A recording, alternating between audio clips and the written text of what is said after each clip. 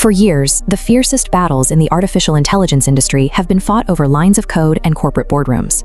That conflict has now officially crossed the threshold into physical violence. At approximately 3:45 in the morning on Friday, April 10, 2026, the quiet streets of San Francisco's Russian Hill neighborhood became a crime scene.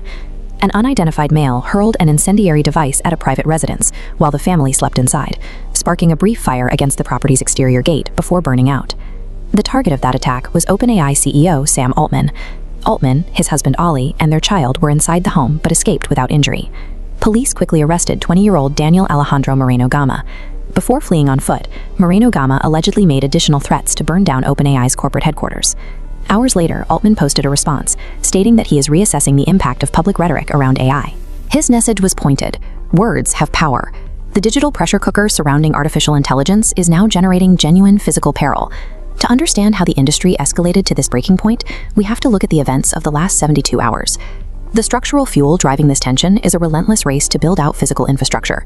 On April 9th, chip designer SiFive closed an oversubscribed $400 million funding round, valuing the company at $3.65 billion. SiFive is designing open-standard RISC-V processors, an architecture that allows developers to build custom chips without paying licensing fees to legacy tech giants, specifically to power the next generation of AI data centers. While companies like SiFive race to build the hardware, Meta is aggressively pushing software expansion via the release of their closed-source Muse Spark model. Engineered by Meta's Superintelligence Labs, Muse Spark is designed to be small and fast.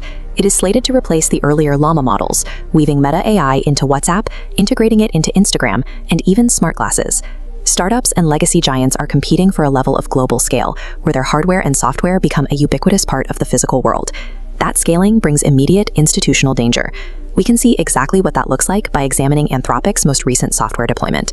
Between April 7th and 10th, Anthropic executed a highly restricted rollout of their new Claude Mythos preview, giving access to roughly 40 organizations. This diagram represents how Mythos functions. Its core disruptive capability is the superhuman speed it uses to detect underlying software vulnerabilities. By removing the human bottleneck in code analysis, a single vulnerability found by Mythos can compromise entire networks in seconds.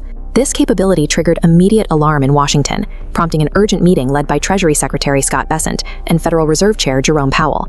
They convened the CEOs of major American banks to warn them directly about cyber risks, urging the institutions to prepare their defenses against AI-driven threats. Artificial intelligence has officially bypassed theoretical debate. Federal leaders now recognize these systems as an active threat to the national financial grid. As these technologies threaten global infrastructure, the intense scrutiny naturally focuses back on the individuals controlling them. Days before the attack on Altman's home, The New Yorker published an explosive investigative profile on the CEO, written by Ronan Farrow and Andrew Marantz, following 18 months of research. Citing over 100 interviews and internal documents, the piece questions Altman's core integrity. It details alleged efforts to limit AI regulation, his ties to foreign governments, and quotes former colleagues describing him as unconstrained by the truth. Following the firebombing, journalists and AI insiders immediately debated whether the aggressive rhetoric of this massive exposé contributed to the violence against his family just days later. The immense geopolitical stakes of AI have turned its central figures into targets. High-level digital and journalistic rhetoric now carries the potential to act as a catalyst for real-world violence. The event of April 10th proved that the consequences of aggressive tech expansion have moved beyond the screen. Because AI is being integrated into the core of global financial and social architecture, the things breaking are now tangible, from federal bank security to personal physical safety. Tech startups building these models operate as geopolitical powers, wielding dual-use technologies that are as dangerous as they're as capable. As AI capabilities cross into superhuman territory, the societal backlash and the real-world dangers witnessed this week are only the beginning of a larger global conflict.